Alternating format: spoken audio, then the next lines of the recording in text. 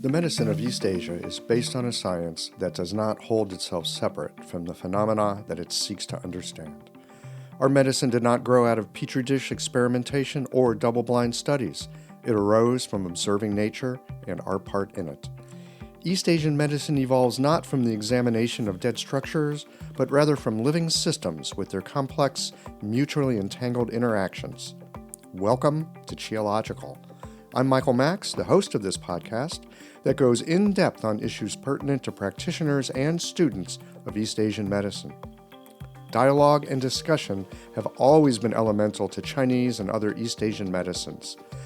Listen into these conversations with experienced practitioners that go deep into how this ancient medicine is alive and unfolding in the modern clinic.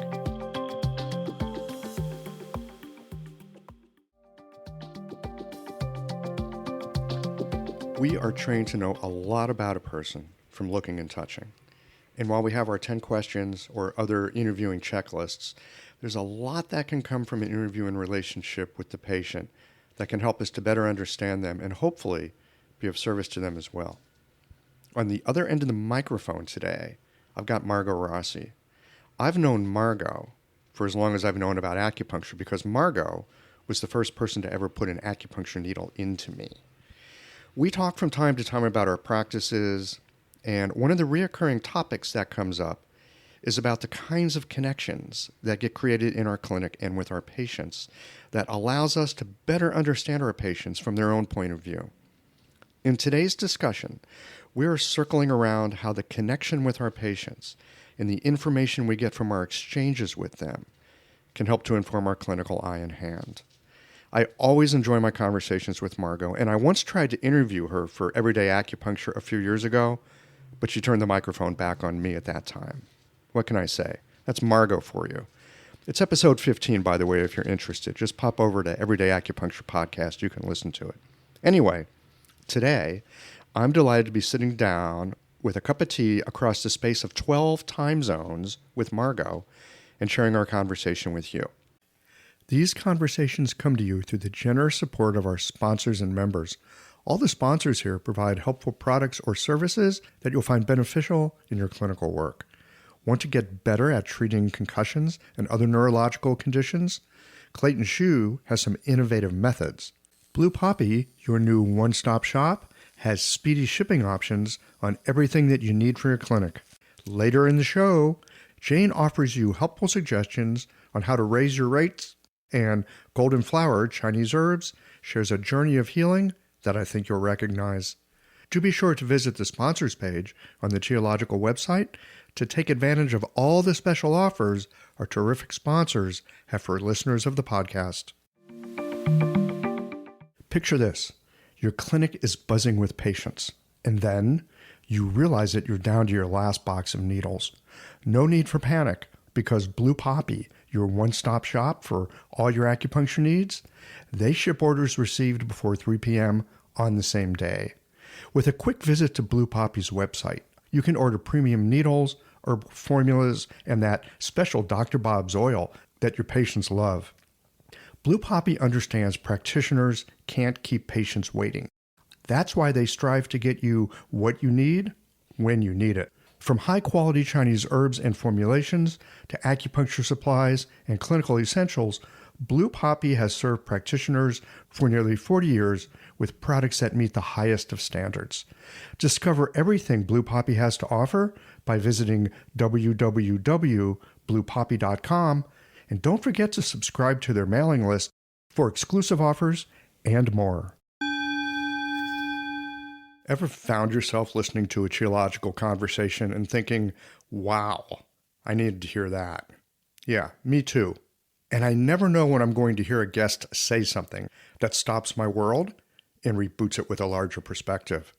If these conversations have ever helped you to feel more grounded, more inspired, or just less alone in this strange and wonderful work we do, consider becoming a member or supporting the podcast with a bit of tithing to the donation jar. It helps keep the lights on here at the Qiological Sound and Motion Lab so that we can bring you these conversations every Tuesday morning. You'll find all the details at qiological.com. Thanks for listening. and for being a part of this. Hey there, I'm Cameron Jafari, an acupuncturist from Los Angeles. So I started learning nanopuncture from Dr. Clayton Shu because I was facing these complex neurological conditions like stroke and MS in my clinic, and I just felt like I lacked a solid process to treat them. Brain-related issues always felt like a whole different animal, and I was looking for a clinical system that worked and could guide me through them. So after attending my first nanopuncture seminar, I was able to apply the process pretty quickly and with pretty amazing results. I remember the first stroke patient I saw afterwards was a guy who had had a stroke 2 years back and he couldn't talk at all. And after a few treatments, he started saying a few words. And a few treatments after that, he could actually have conversations. It was pretty incredible. So this is why I feel like nanopuncture is the future of acupuncture neurology. And you can be a part of that. Their next seminar is on treating concussions and is being co-taught by both Dr. Shu and Dr. Ayla Wolf in New York City on April 26th and 27th. To learn more, visit nanopunctureseminars.com. Let's see what we get into here today. Margot, welcome to Qiological. Hi, Michael Max in Taiwan. Yeah, this show is coming to you live on tape from Taiwan. Tainan, Taiwan, actually. Lower part of the island. So you might hear some background scooters and stuff like that. I've tried to get into a quiet place, but it's Taiwan, baby. Yeah, over here you'll just hear some backyard chickens, but that's all I got for you. All right. Well, I've got Margot Rossi with me here today, and I've known Margot for as long as I've known about acupuncture because Margot Rossi was actually the first person to ever stick an acupuncture needle into me, like, I don't know, 25, 26 years ago? Yeah, I think that's my only claim to fame, Michael. What? Seriously? That you stuck an acupuncture needle in me? Or that you've been doing it for as long as you've been doing it? No, that I treated you. In my book, you're a famous person, so you're a celebrity. In my book, you're the famous person. That's why you're on the show. Yay. You know, one of the things I really remember from long ago is, not just getting treated with needles and such, but the way that I was listened to, attended to, cared for, the way that I was spoken to, the way that I was invited into a conversation about, not just my health problem, but who I was. And so one of the things I wanted to talk with you about today is because, that was something that's been a part of acupuncture for me from the get-go. Mm-hmm.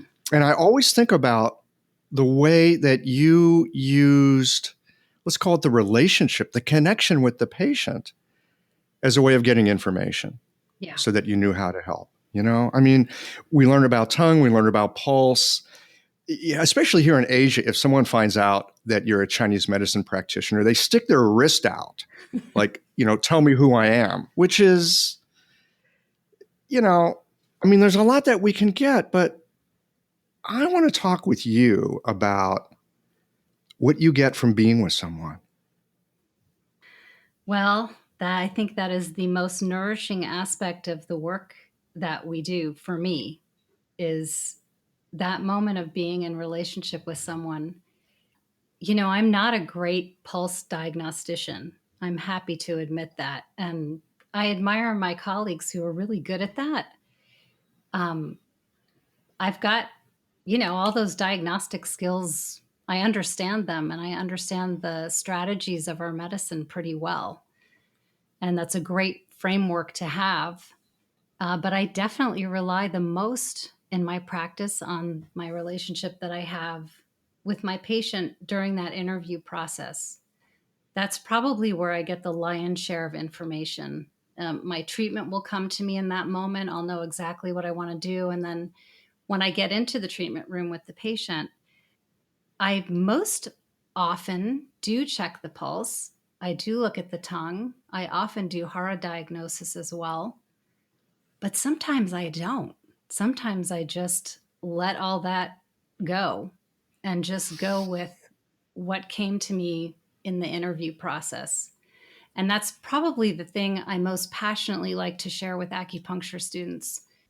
I don't know if you know this, but since 2004, I was teaching at Taoist Traditions College of Chinese Medical Arts in Asheville, North Carolina.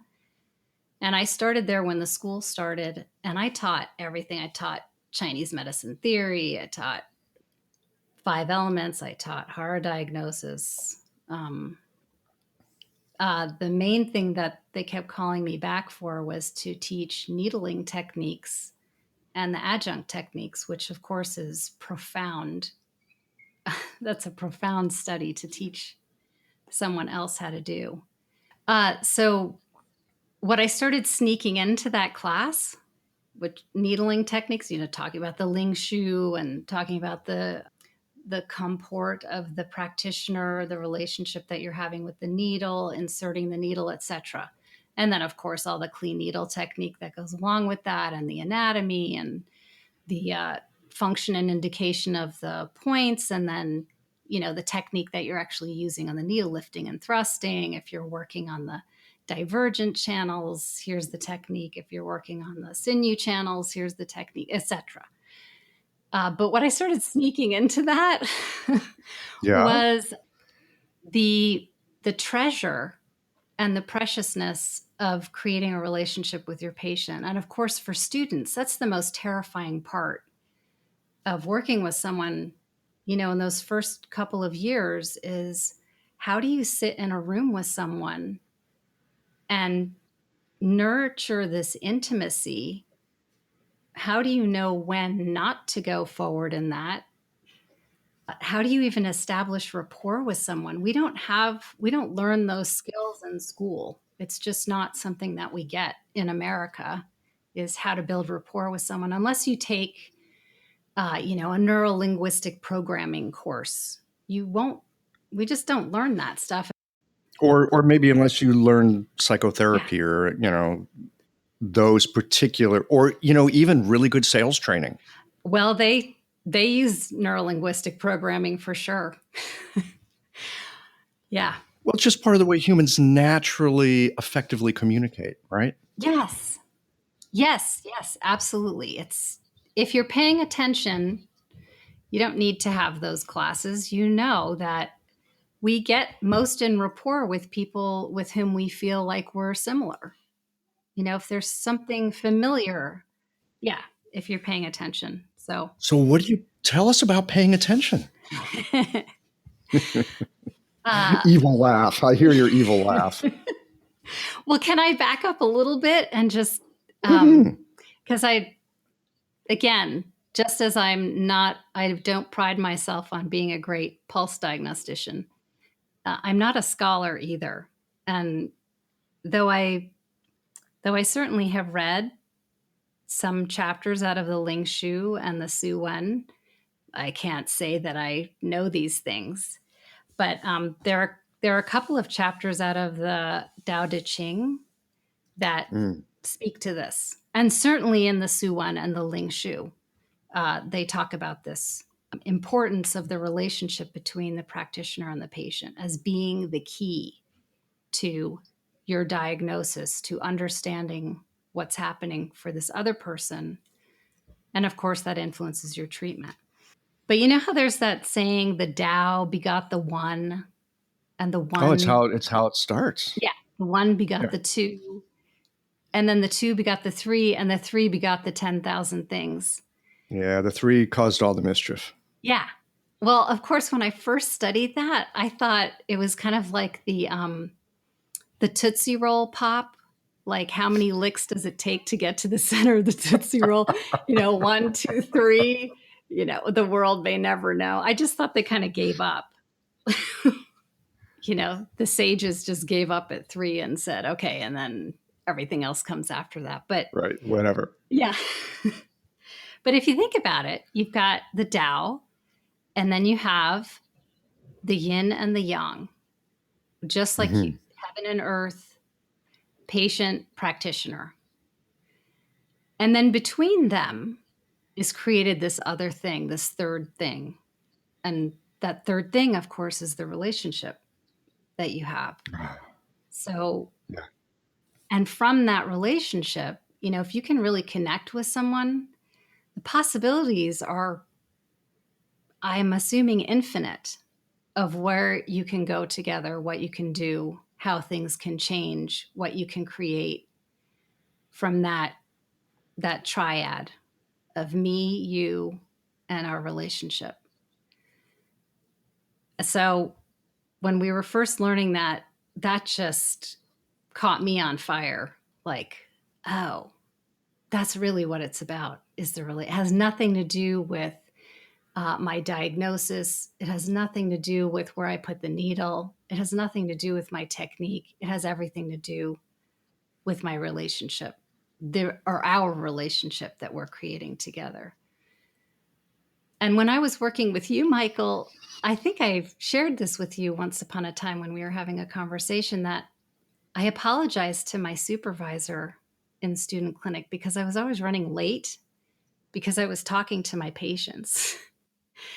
And one day I came out of the room and it was with you. You had something profound happened while you were having the treatment, and it touched you deeply and it was unsettling. And so we talked for a while. And when I came out of the room, I apologized to my supervisor, and he said, "No, this is a cornerstone of Chinese medicine." Of course, this was Dr. Yang. I don't know if you remember him. To him, that was paramount. That relationship, that talking with the patient, listening and responding, was key. So he didn't mind at all that I was late. And that was a real pivotal moment for me because I was so excited about this idea of, I think Lonnie, oh my gosh, I'm going to say something in Chinese now. And you're in Taiwan. I think Lonnie Jarrett calls it the Chong Qi. That's what's happening between the practitioner and the patient. That relationship is like an infusion of tea leaves and water. So you have the water and you have the tea leaf, and then you have this infusion, and you get the tea from that, which of course is very therapeutic And delicious. and delicious. Yeah. Yeah. Yeah, and it So, and it speaks to kind of an alchemical thing too. I mean, when you talk about making tea, you've got water, you've got fire, you've got heat, you've got something melding with something else. yeah. Yeah. And coming back, since you mentioned the water, that's that was another piece out of the Tao Te Ching that really caught me. I think chapter 8 speaks about being like water, which is something that my beloved teacher Jeffrey Yuan often talks about, is to be like water. That's the ultimate, because water can go into any space and it goes where most people might not want to go. And to me, that's also what we want to do in this relationship in the clinic, is to be able to infuse into places that may be unconscious for our patients, maybe even Oh my for God, they're often really unconscious. yeah. Yeah, so that ability. It might be partly why they're there. There's this thing that they're not attending to, and now they've got these symptoms. Yes. And of course, we can't solve a problem at the same level of the problem. So if something is going on the subconscious and we don't have any awareness of it, we really are kind of limited in changing it. I might be able to, give an herbal formula or do a treatment, but it's not until that issue bubbles up into consciousness, I think, that it can really start to shift, that person will actually start to change their lifestyle or start to change their beliefs or their thoughts or their attitude, or the things that really are going to make that transformation happen. So being able to communicate with that subconscious is really key. And we can do that through certain skills. And that's what I like to share with my students, or what are those rapport building skills that you can take into clinic and use so that you can create a link between yourself and the consciousness and the subconscious of your patient. And then once you go there, once you move like water into those places, then you can draw things out so that they can have an awareness of them, and things can really start to change. Does that make sense? It, yes. Yes. And way that you're talking about water seeping into the cracks and going to the lowest levels and, seeping down, down, down. I find this happens in clinic a lot. People come in with something and they're not even sure they should say something about it. Yeah.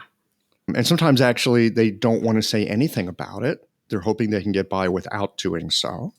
Right. So there's that element of respect that sometimes we have to give people that they're not ready to say something. Yes. But there's areas of life, this is my experience as well, both personal and in clinic, where if we can inhabit with some awareness what's happening in our life, we can do something about that. Yes, absolutely. And even if it's something we can't do anything about, even if it's like a stage 4 cancer and you're dying, well, inhabiting stage 4 cancer while you're dying is different than not inhabiting stage 4 cancer while you're dying. Yes. Yes. Yeah. Right? There may not be a cure, but there can be healing. Absolutely. Yeah, I think the Su Wen talks about that as the difference between death and perishing. Ooh, wow. Yeah. Oh, man. Do you know what Su Wen number that is? The difference between death and perishing. Holy smokes, Margot Rossi. I could look it up. Yeah, if you could look it up, I'd like to have it. Okay. Yeah.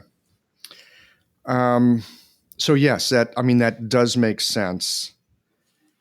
Yeah. I don't want to jump too far ahead, but I do want to come back and talk about treating things unconsciously. Yes. When it's time to treat unconsciously and treating consciously when it's time to do that. But before we do, talk to us a bit about rapport and talk to us a bit about how it is that you seem to listen people into a place where you know what to do and maybe they even know about what they need to do. Oh, absolutely. I think we have phenomenal intelligence, innate intelligence, and it's just sometimes gets covered up by, again, our beliefs and thoughts. And when you start peeling away those layers, it's self-evident what one can do. It's really common sense, which is what I love about Chinese medicine. The basis in common sense is profound. So, as far as rapport, basically what we're trying to do is meet another where they are. So I can't, if let me think of I'll think of a patient. This is somebody who I just adore. I adore all my patients, but I especially adore this person. He's over 400 pounds. He has diabetes. He's had kidney cancer.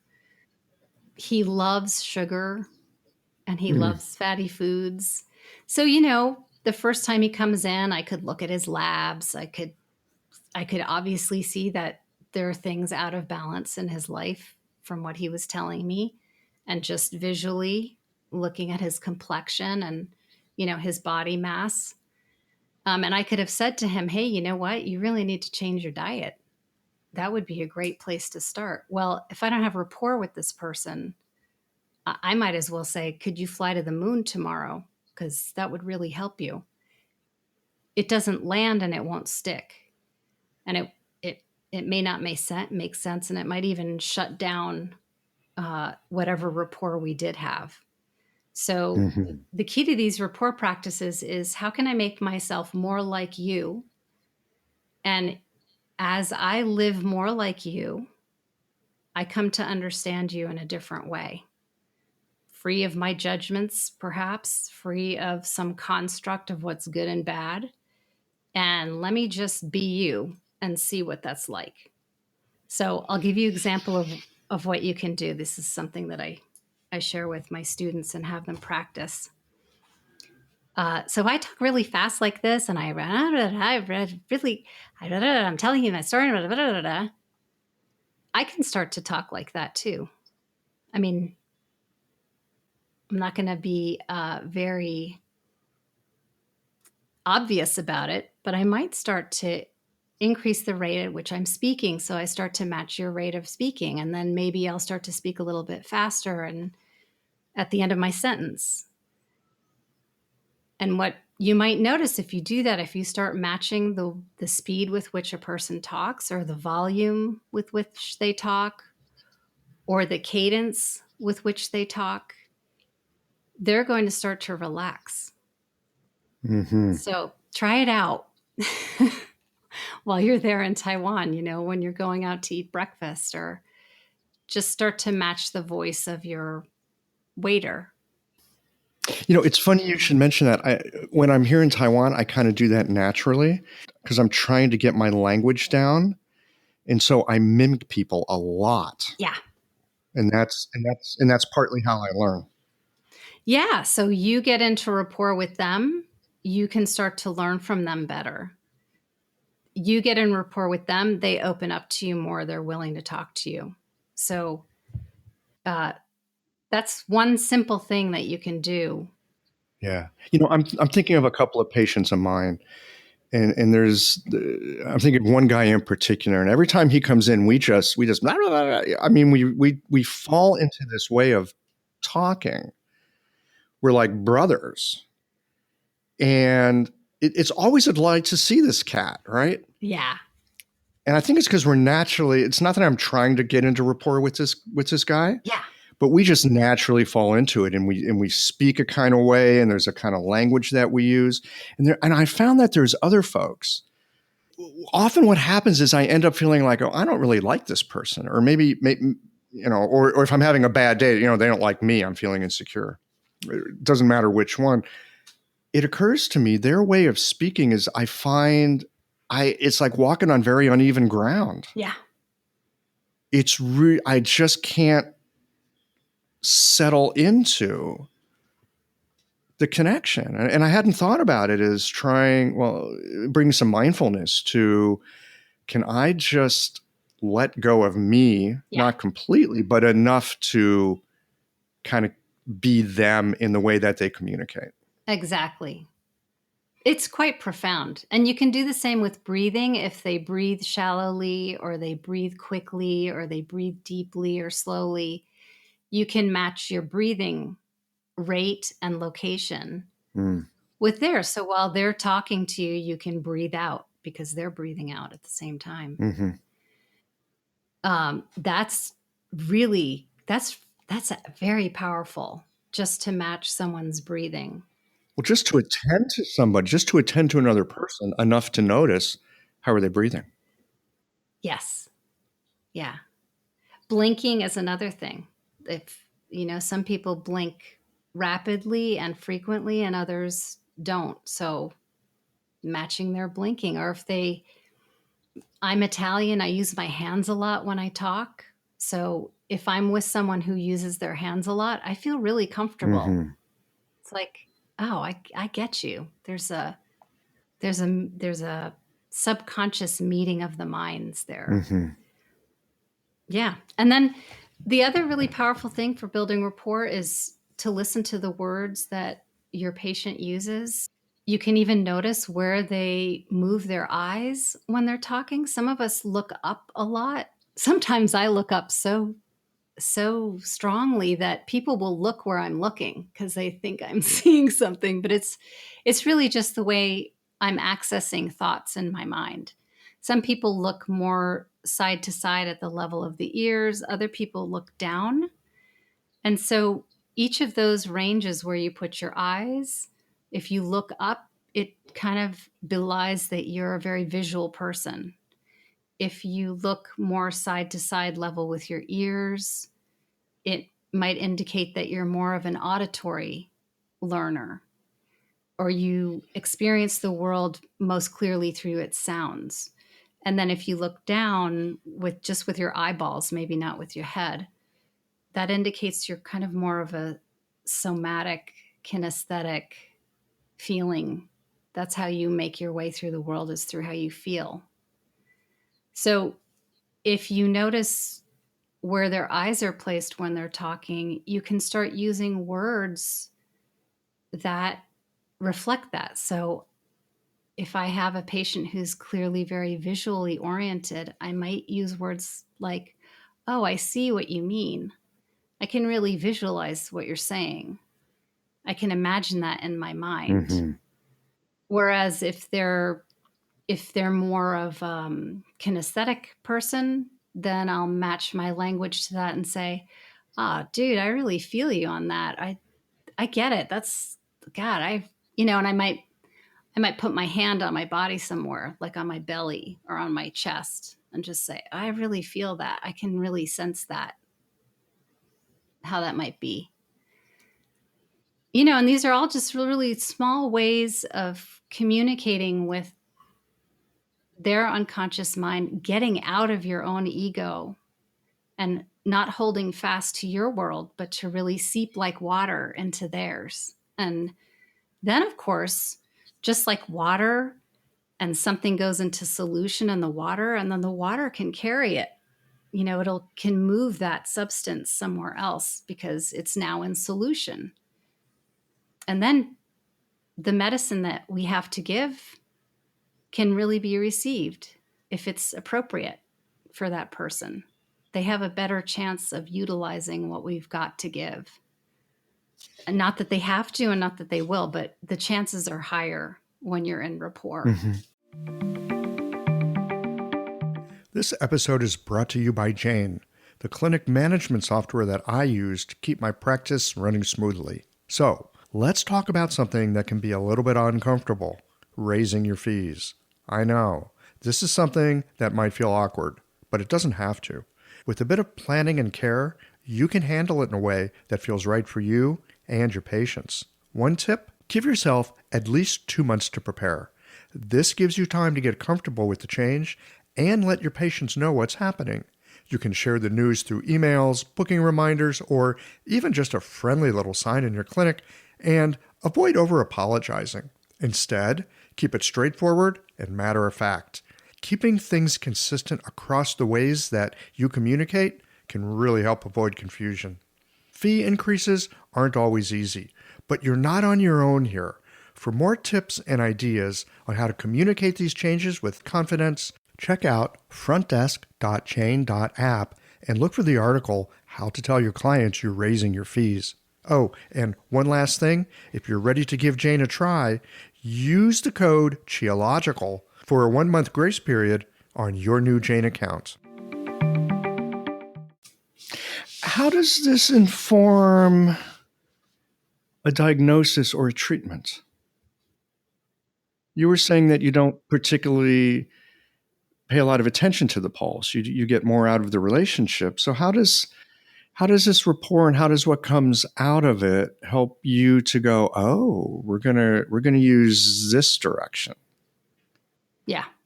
So let's say this is one of my favorites, actually, and it was what my acupuncturist did for me. She too has studied some neurolinguistic programming, and she's very astute that way.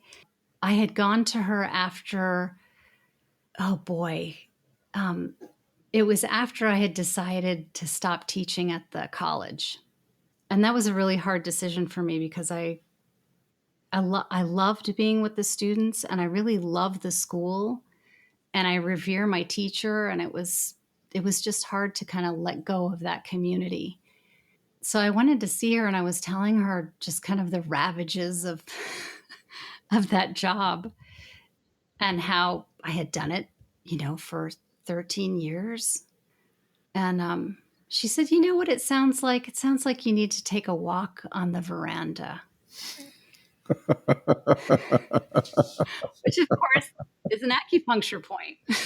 And so she needled that point for me. Wait, there's a point called walk on the veranda? Yeah. Yeah, I have to look it up now because I can't remember. It has a different name, but that's one of the names that the 5-element school uses, if I'm remembering it correctly.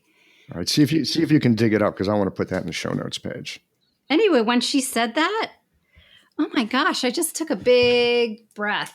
And the point had nothing to do with what was going on. It was just the name of it. Mm-hmm. And that's one example of how, when I'm interviewing someone, the names of the points will come up to me in relationship to what they're talking about. So if they're sounding really stuck in their life, I might do something like shui dao. It might have anything to do with anything that relates to the uterus or the digestion or elimination. But that's the point that comes up from the conversation. So Water that's path.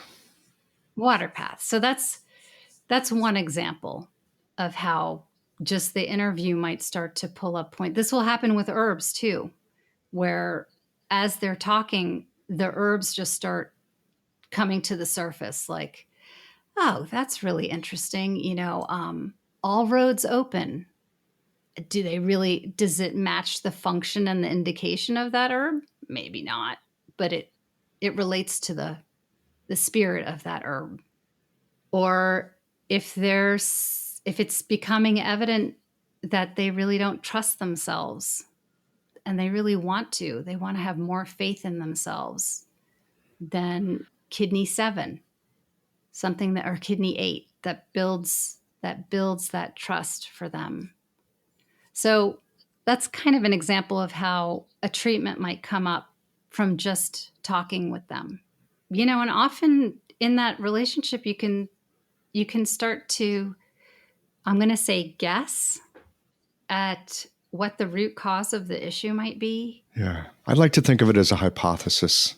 We call it a Yes, diagnosis, right? hypothesis. Which sounds very, sort of, oh, it's a diagnosis, it's medical, it's set in stone. But I really think of it more as a hypothesis. Here's what I think is happening. And it's partly my job to prove it right, but it's partly my job to prove it wrong. Yeah, exactly. Yeah. And keep that open stance of inquiry. Yes. So the hypotheses can start to bubble up. And they do. I think they do for all of us. That's part of diagnosis, is to listen using our interview skills, asking the 10 questions, and then kind of going, okay, looks like the pattern is kind of coming together like this, or looks like the strategies this person has been using in their life has gotten them to this point. And maybe we start to introduce different strategies. Oh man, yeah, this is one of the things that I find people get stuck on. I get stuck on it too. That we have something that has worked well in the past. It worked really well. Mm-hmm. It solved a problem. It saved our butt. Whatever it was, it worked. And we've used it up to the point where actually that strategy that helped us is now part of the problem. It's actually not helpful at all. But because at one time it was, we've got this link to it as being useful, except now it's not. Right. Yeah. And that's what's so important too about being able to connect to the subconscious mind, because you want to encourage that awareness to come up. Mm-hmm. And you're not even saying, hey, you know what? That strategy kind of messing you up right now, don't you think?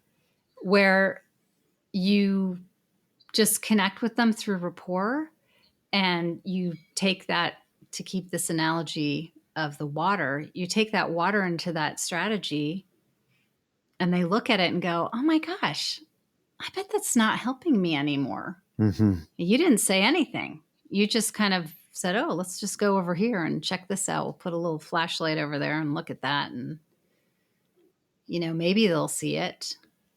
Maybe they won't. But if they do, they have that opportunity to change. Yeah. And to me, it seems so important that if anyone's going to see it, they're the ones that have to see it. Because if we see it, and often we can, we're on the outside, right? Yes. If we see it and point it out, sometimes, I used to think that was a helpful thing. Oh, I've got this insight. This is going to help you. It's like, actually, no. Now we're further away. Now we're sailing the great circle course around it instead of any kind of direction to it, because it was them who needs to see it, not me. Right. This is where I think acupuncture is so wildly helpful at times, because there can be something unconscious going on, or there's maybe an insight I have that gives me a thought of, oh, some acupuncture, this point here or this treatment here might help to, help with this situation. They don't need to have the insight. They need to have something connected up on the inside that at some point might come to a kind of fruition where they kind of get it. This is one of the things that's so powerful about acupuncture, is that you don't have, the patient doesn't have to like get it with their conscious mind. They can kind of grow into, oh, actually I was mistaken. It's not like that. It's like this.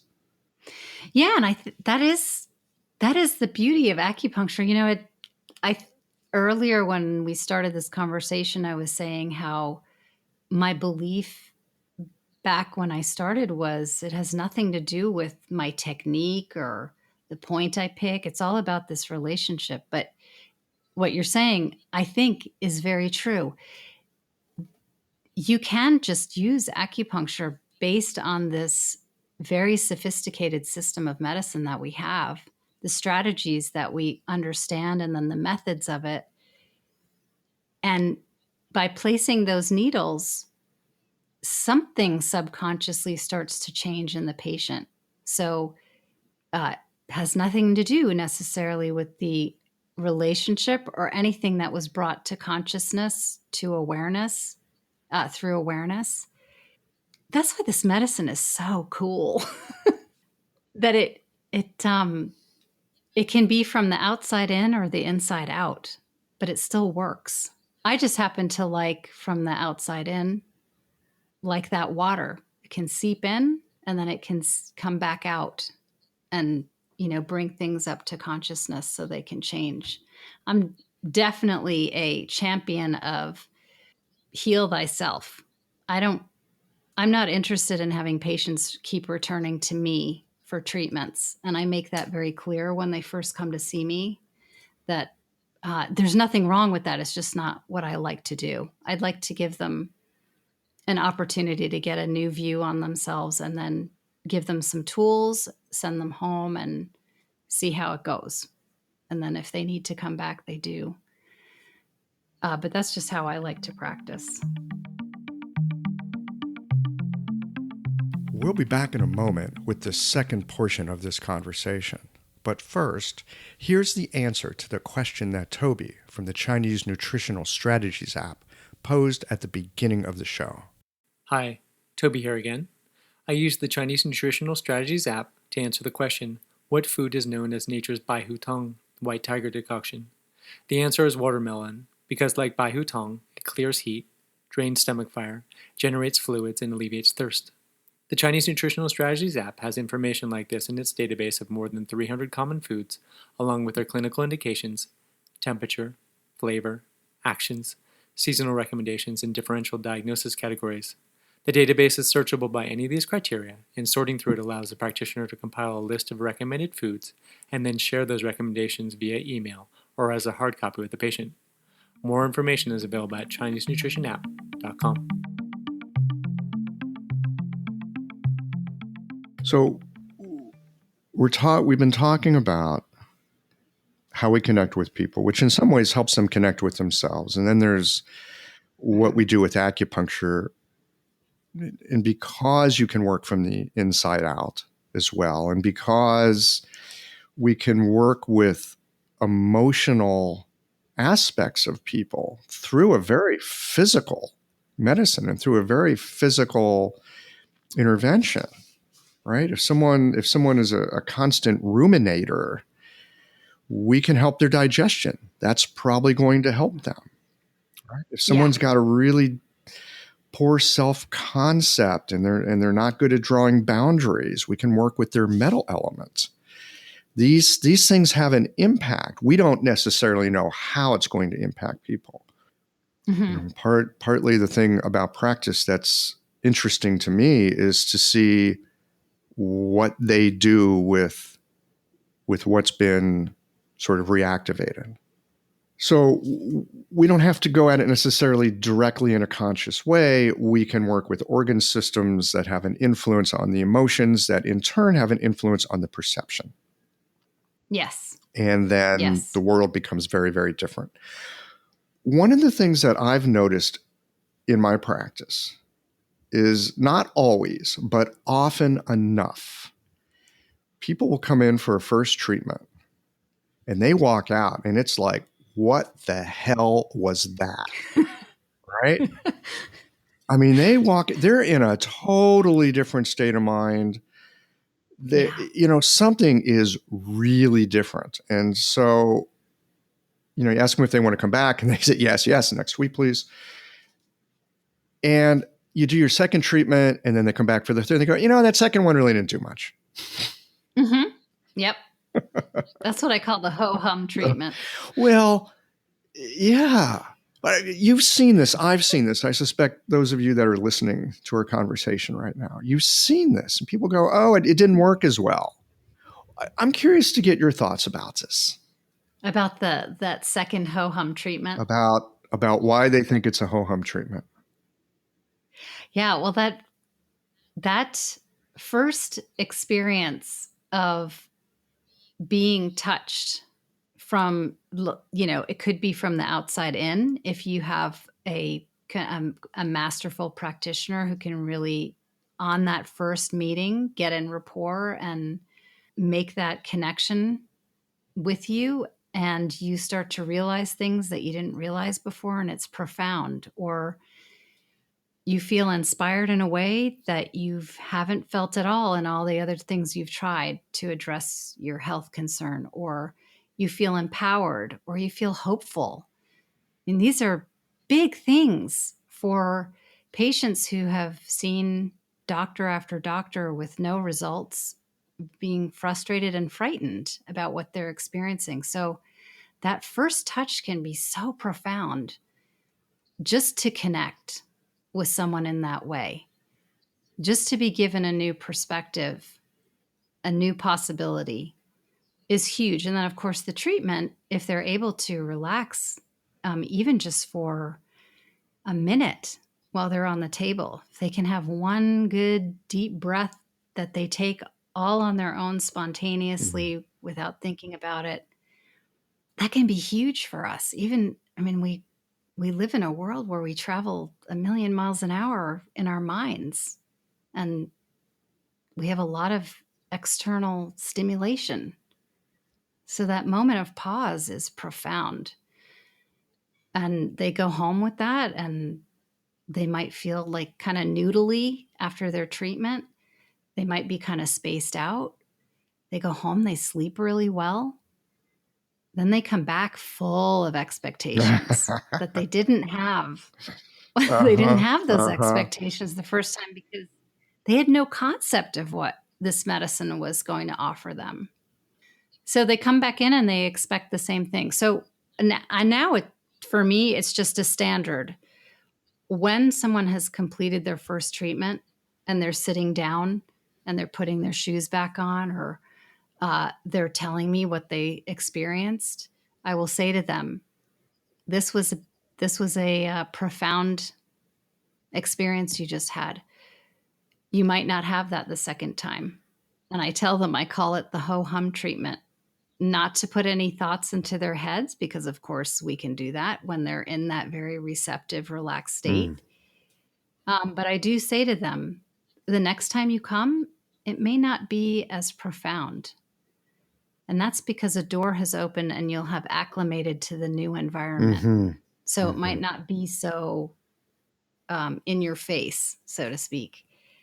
And then I say, but don't be discouraged, because the path, every step you take on this path is just going to keep unfolding something pretty beautiful to you. So, and then of course they have the second treatment, they come back, and oftentimes they'll say, you were right. It was ho-hum, and I'm glad you told me, because if you hadn't, I might not have come back. So I think it's helpful to be overt about that.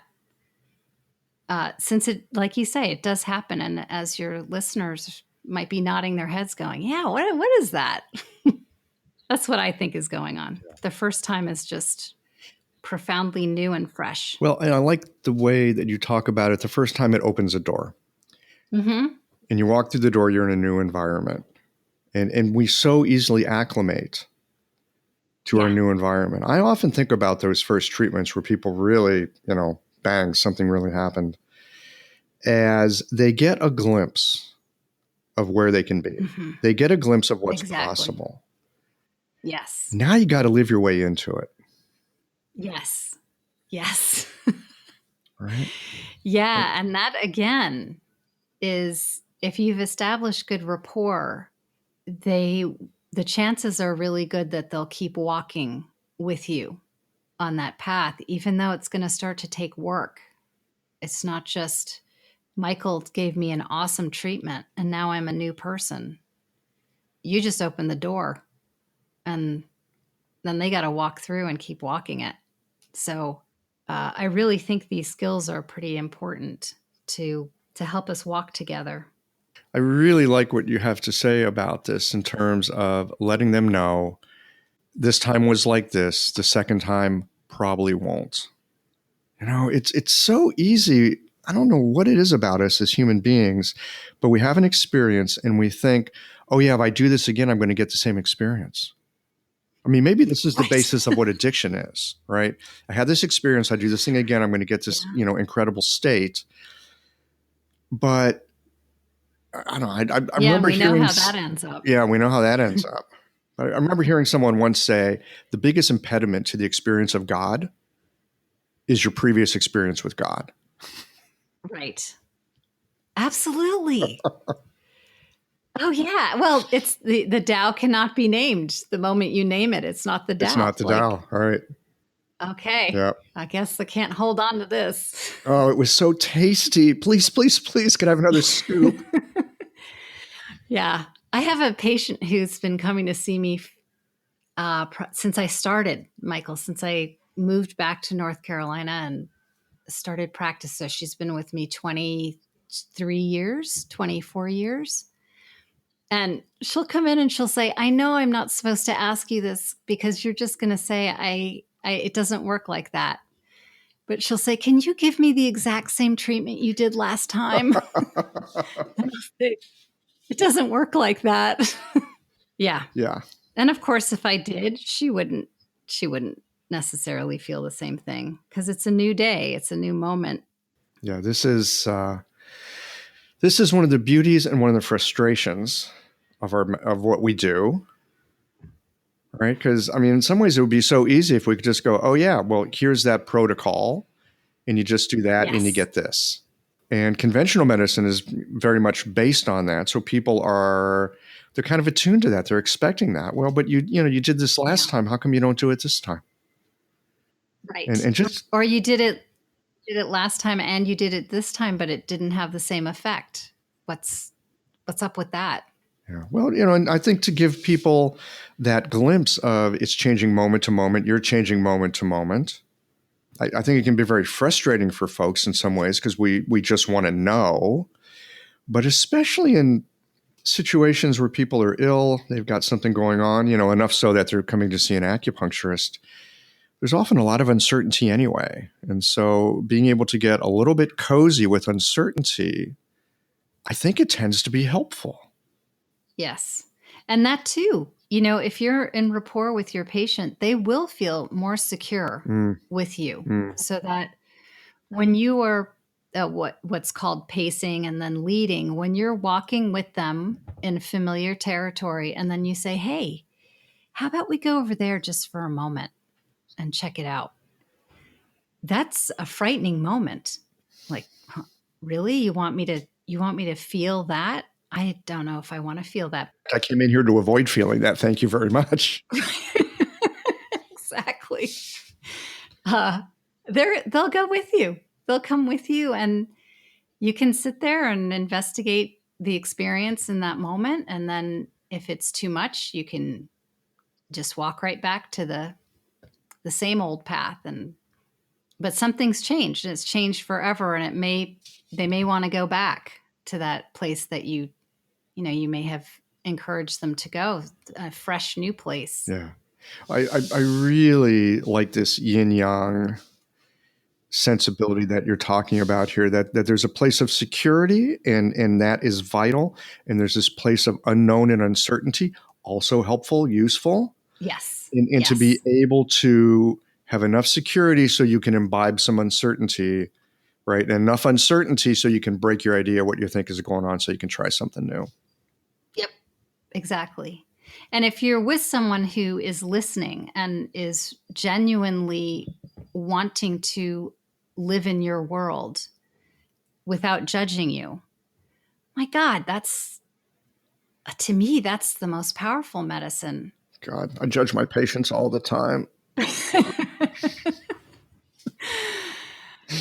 Yeah, I think we do. I think that's part of the training that we get in school too, is to, we kind of know what's right and wrong or what's good and bad. But of course, the medicine tells Yeah, us, we're supposed to know right and wrong and good and bad. And in some ways, people are looking for that. Tell me what to do. yeah, yeah. Oh, they get frustrated in my practice because I don't do that. You don't tell them no, nothing. I know. I'll give them options and say what feels right to you. And of course, much of the time they don't know. They don't know what feels right to them. So, then that's another part of the medicine, is building that mindfulness to notice, how does that feel inside? What does your intuition tell you? Anyway, that deep listening without judging and just letting somebody be themselves, you get out of yourself, you meet them where they are, and you have this chongqi, you have this, the three becomes the 10,000 things moment. It's great. I love practicing like that. It's really good. I can hear that in your voice. Yeah. Yeah. And that's, when we start acupuncture school and after we've practiced it for a few years, those ego tendencies can really come to the forefront. Like, I know what's best. I know the right path.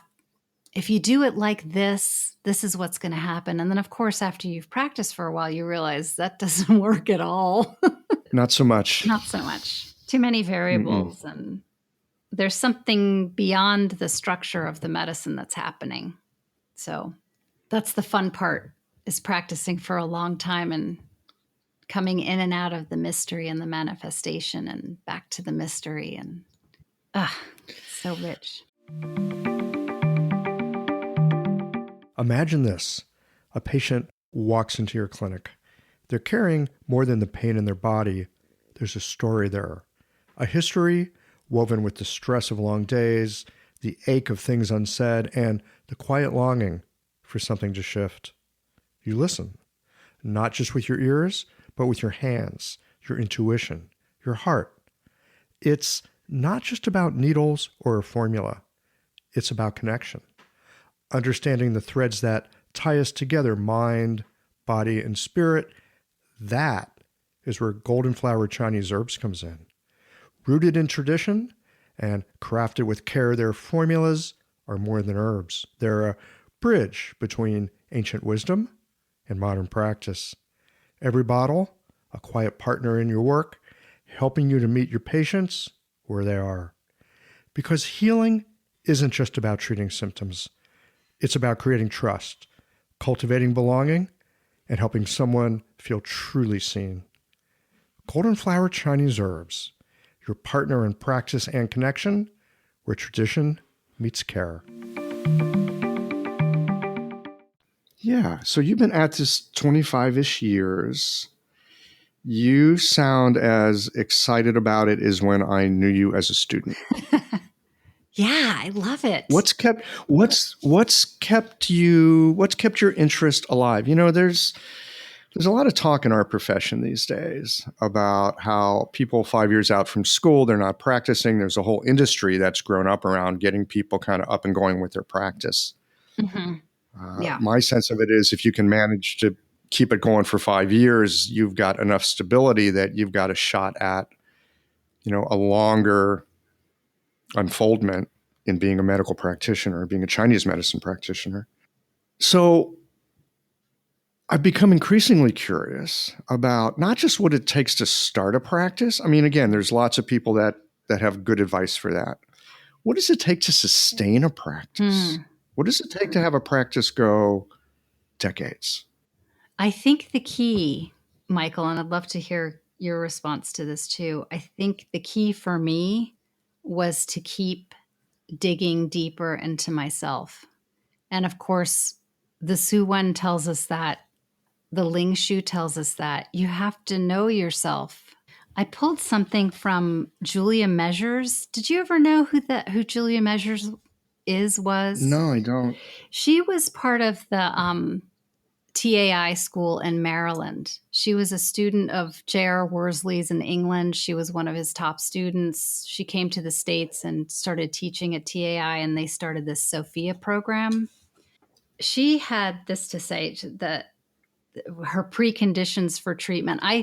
Before I went to school, when I was hunting for a school, I went to a presentation that she and Diane Connolly and the TAI school was giving at NISA in Boston. So I got to visit NISA, and then I also got to take this class from the 5-element tradition. And she said, you have to know your medicine. This is a precondition for treatment. You've got to know the system of medicine that you're in. And then the second condition was insight into yourself. So I think that's what's kept me going, is that when I first started, and I'd like to know this, if this was true for you, I had studied 5-element acupuncture while I was in school because I had already done all of my biomedicine in undergraduate, so I didn't have to take those classes at acupuncture school. And that freed me up to study outside of school. I'd studied with Kiko and Dr. Tan and Michael Adams and Stephen Birch and Stephen Brown. And, the list just goes on. With the school environment in Seattle was so rich and so many people were coming through. So I had all these techniques and tools. My basket was overflowing with knowledge and what I could do. And then I moved to Hawaii, and then I moved back to North Carolina, and I got into practice, and it was slow. And I just kept remembering my teacher saying, give it 5 years before you make any judgment about practicing. I didn't advertise because I was in the rural South, and I had been warned that to talk about Chinese medicine sounded like satanic practice. That we have the 5-star. And anyway, I kept very, very much under the radar, and patients trickled in. But I was very doubtful of myself. I felt like I didn't get it, and I didn't know what I was doing, and I shouldn't be doing this. I should be working at a bank. Seriously, I had that thought for many years. And I went and studied in China because I felt so deficient that I took 3 months, and David Lerner and I went and made our own internship in herbal medicine there at the hospital in Chengdu. I came back and I still felt so insecure.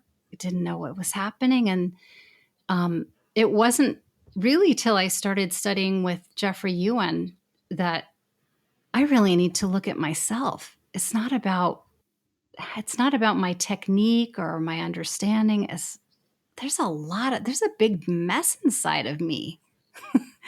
And that's what's blocking me. So in that environment of someone saying to me, don't judge yourself, just let yourself unfold and look at yourself and don't be afraid. My gosh, it opened me up, and I kept on wanting to drink from that fountain. It was just profound. And so as I practiced the medicine and as I worked with people and saw, I'm just like them, they're just like me.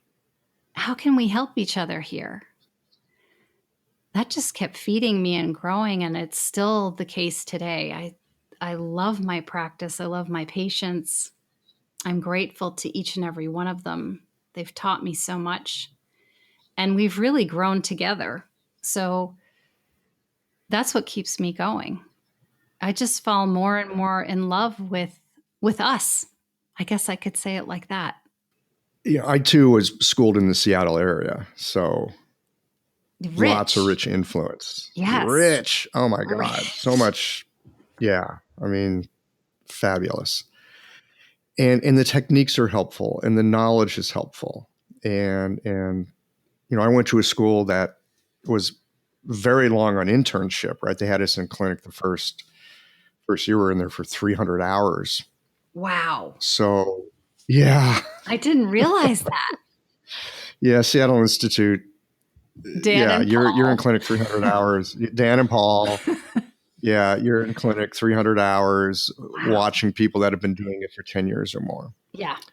So Beautiful. from the get-go, I've had this infusion of medicine. The medicine unfolds in relationship, unfolds in the clinic and unfolds in relationship. It unfolds through doing it. And yes, you got to know your stuff. You got to know your medicine. Mm-hmm. Yes. And you also have to be attentive to what's unfolding in front of you at this particular moment, at this particular moment, at this particular moment. I mean, I came from that kind of a background, but I'm the kind of person who likes to know stuff. I mean, I used to be in high tech. Yes. And work with computers and stuff. So, there's something to know and there's something to do. And with medicine, there's also something to know and something to do, but there's also a space for some uncertainty and being able to sit with, well, what's actually here? How can I get a grasp of what's here before I actually start trying to do anything? Yeah. Because Yes. we can have our ideas about what's going on with someone, but that's more about us than about them.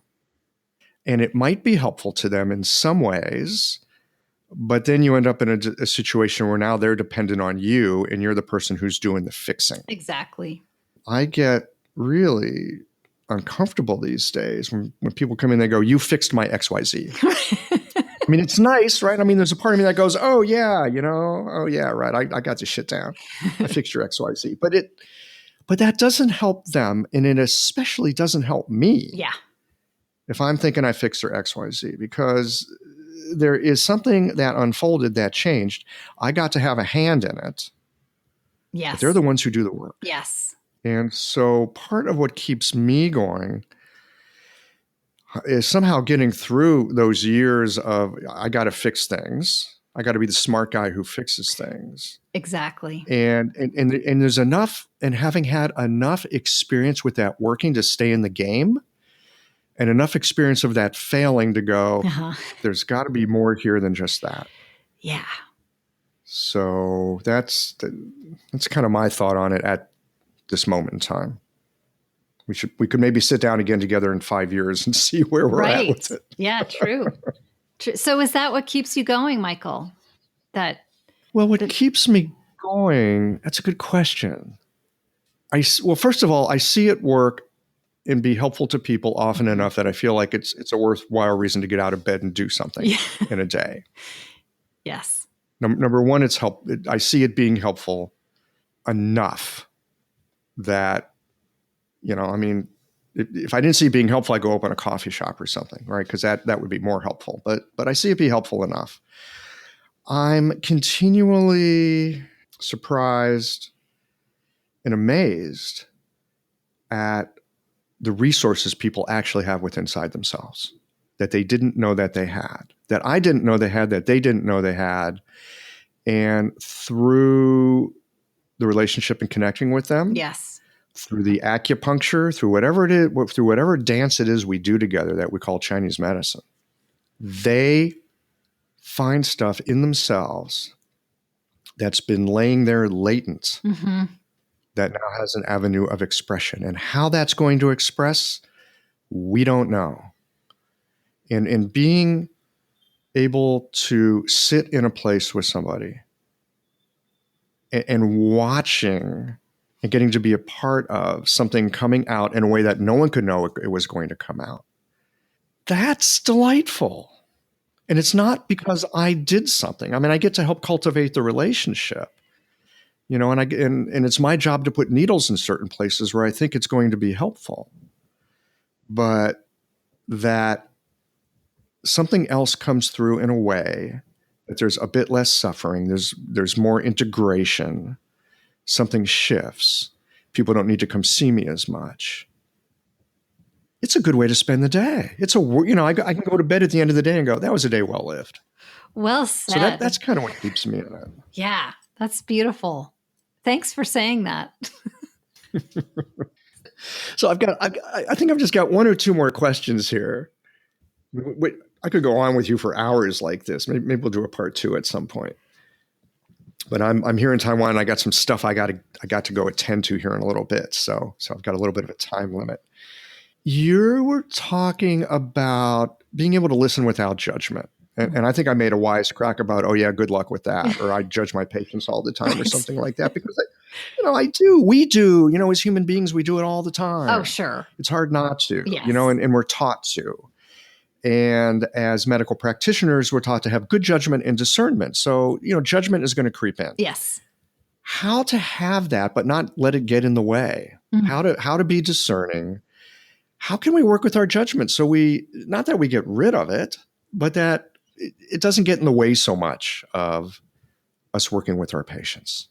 Well, I have a two-pronged approach to that, because I am a very judgmental, critical person. That seems to be one of the It's one of your endearing qualities. Yeah, talk to my family about that. Yeah.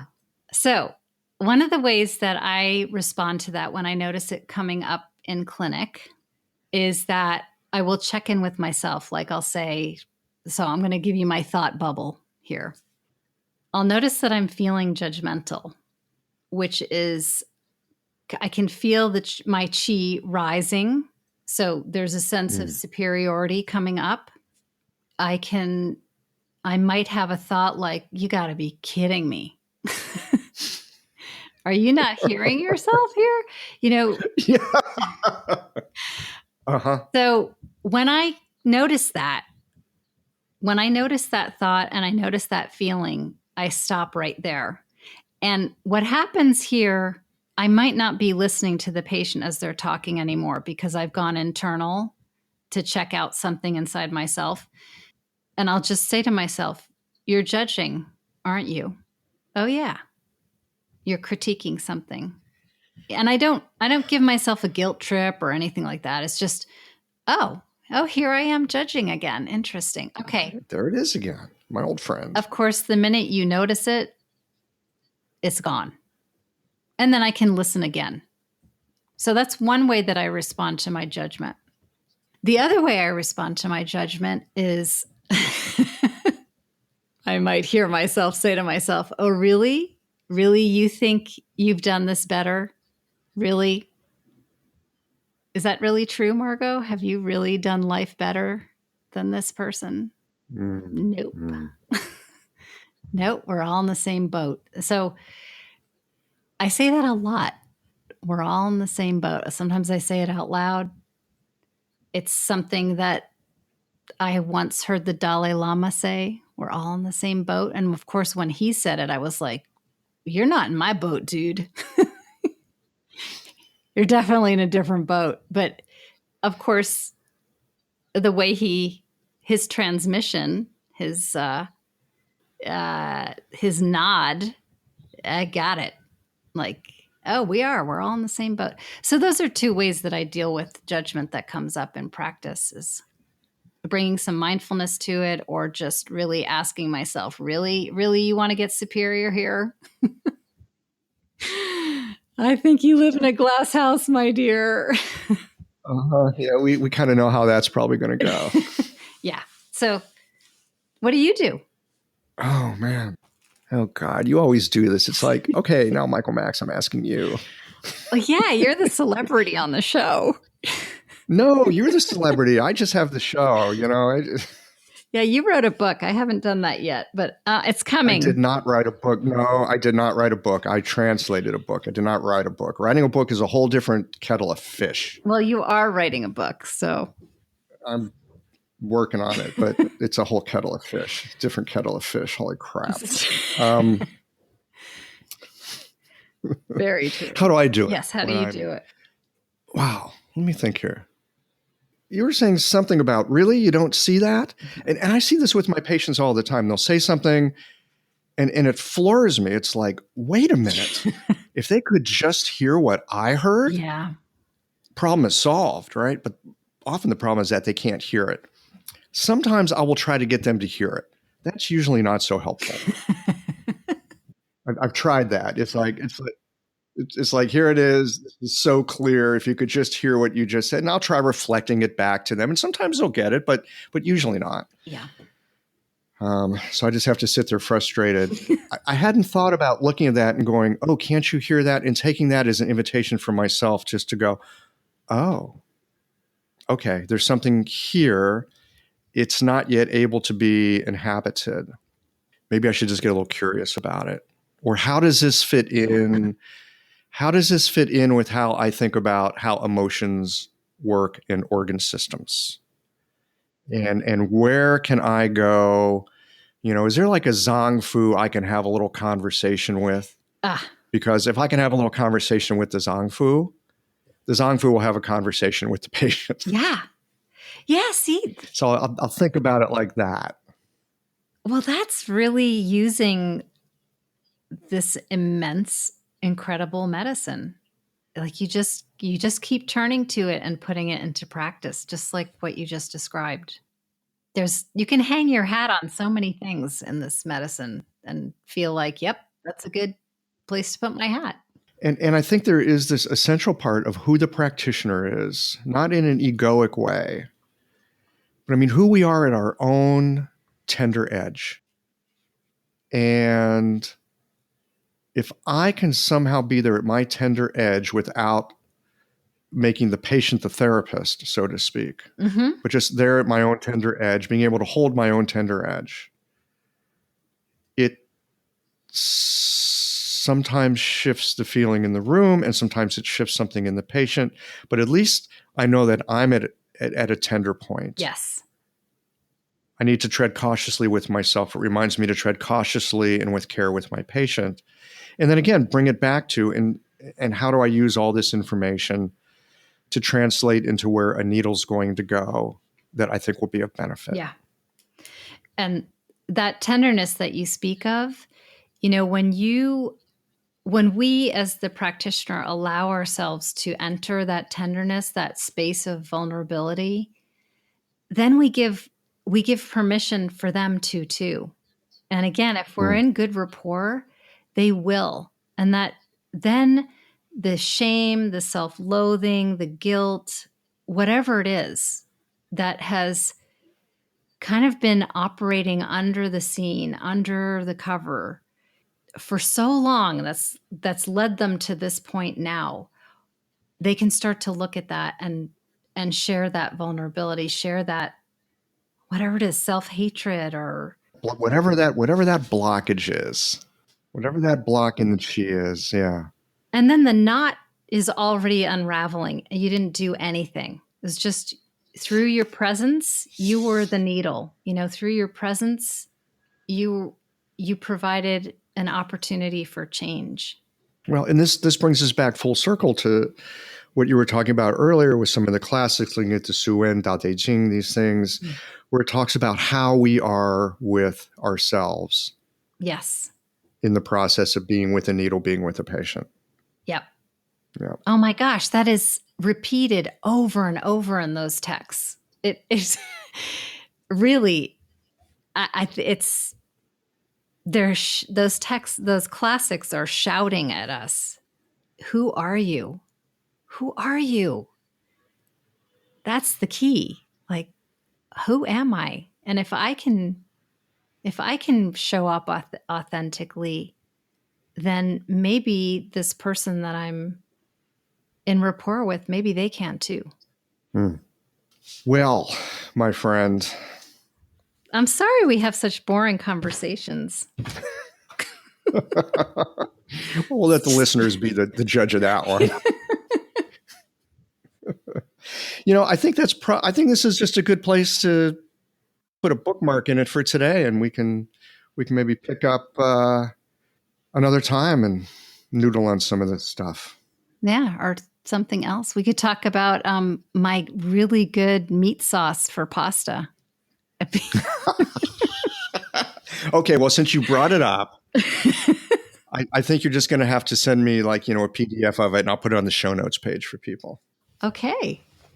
And I'm also going to circle back on the death and perishing and a walk on the veranda. And you need my Sugo di carne. Sugo de carne. Carne recipe, yes. Okay. Recipe. All right. Rochon.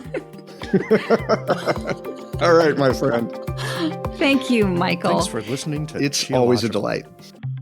Well, here we are at the end of this episode. If you've listened up to this point, you're either a rabid fan of Cheological or the forward button on your podcast player stopped working.